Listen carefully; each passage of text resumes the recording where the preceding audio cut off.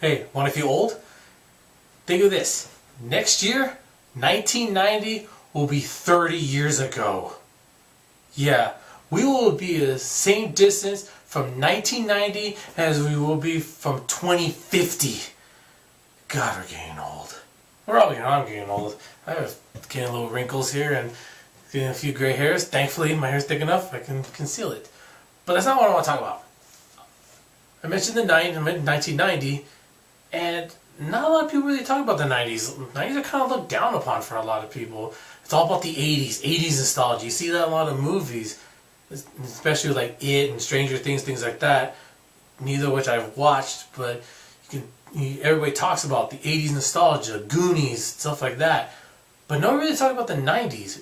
And I think it's important to, because to me, the 90s are a real transitional period from where we were to where we are now. And a lot of stuff that we have in pop culture stems from the 90s. And so throughout this multi-part series, I want to do a little bit of a look back at the 90s. Not a retrospective, but how I experienced it, but more of how the 90s kind of shaped where we are now.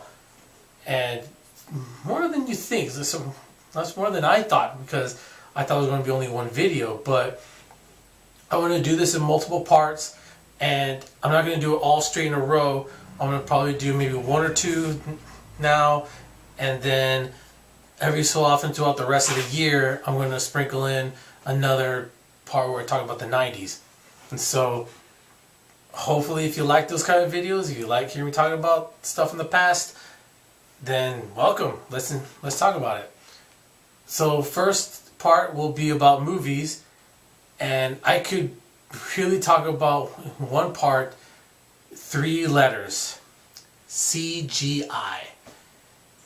And yeah, CGI it's the 90s, where the time where CGI, computer generated images, really started. And it all started for a lot of us with Terminator 2. I know probably some people think, oh, wasn't there one before that?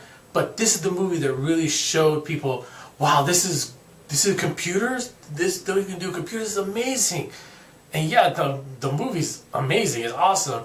And a lot of the effects still hold up, where Robert Patrick, I think his name is, he's got his body keeps on getting blown up. They use animatronics for a lot of this stuff, and then the CGI just puts it back together, or where he's turning from liquid back into human, things like that, or where his body is transforming from arms into blades.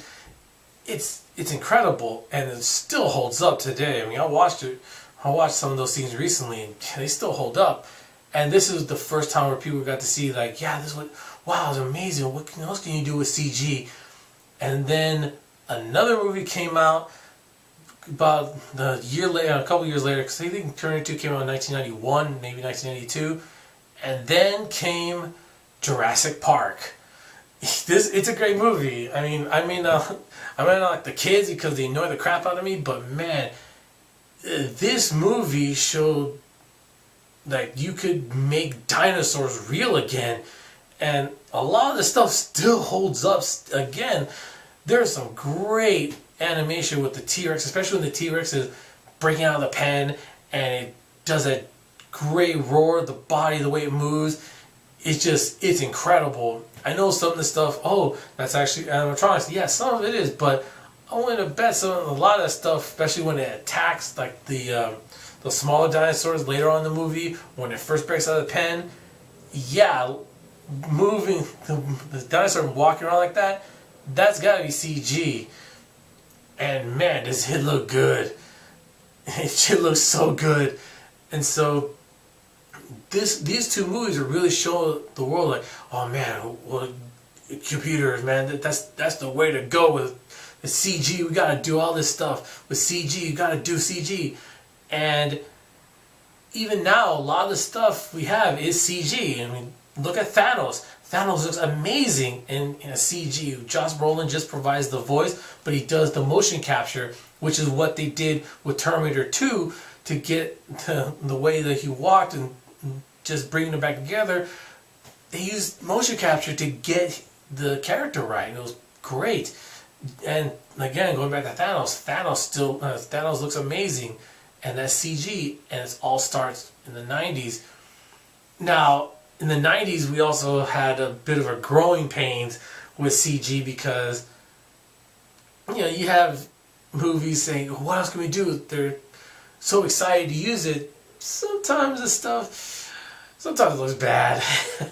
And I compare it to a lot of other effects. Like, sometimes it look good, sometimes it look terrible. Hey, think about it. Go to Jaws.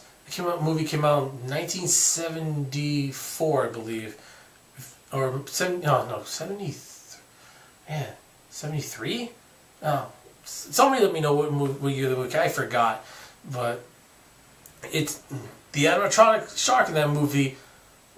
Especially looking back, it's kind of bad. But at that time, it was amazing, and it definitely looks better than some of the mechanical sharks that we saw later on in the series. But that first one, they took their time and it had a lot of problems going on with it. Now, fast forward to Deep Blue Sea in 1999, the animatronic sharks look really good in that movie. 25 years later or so, those animatronic sharks look really good. And some of the CG ones, oh boy, there are a couple of scenes that CG, but the animatronics look great, and some of the CG sharks in that movie are really good too. And so that's the thing.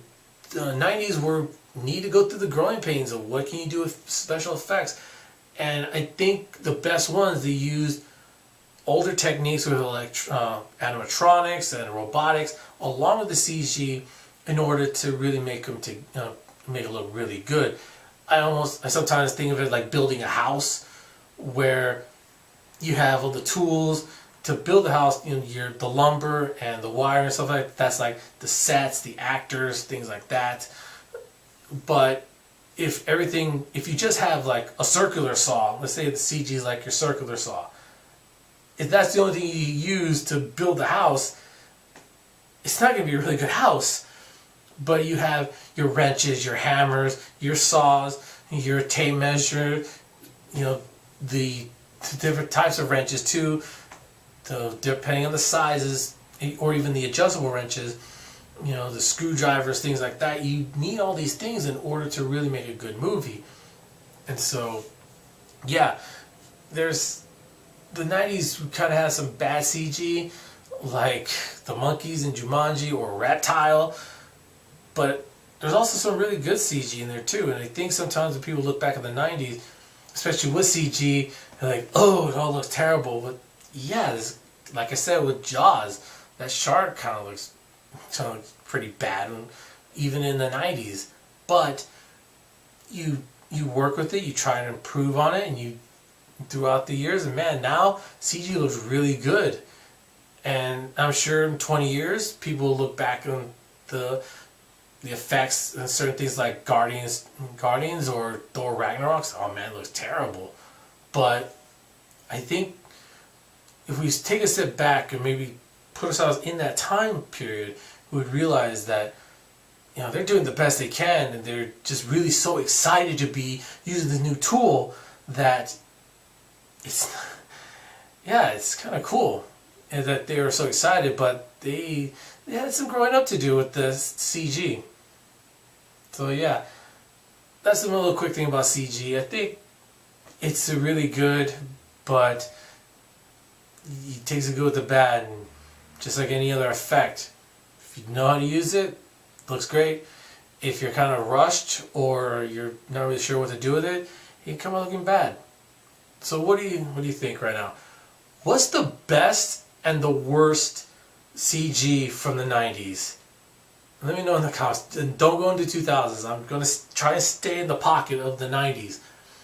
This will probably be maybe a 6-part series throughout the year. I'm going to try and make sure I finish it before 2020. So wish me luck on that. Hopefully nothing happens to stop it. I know I probably could have gone more with CG, but I want to do some other stuff. So until then, take care. Bye.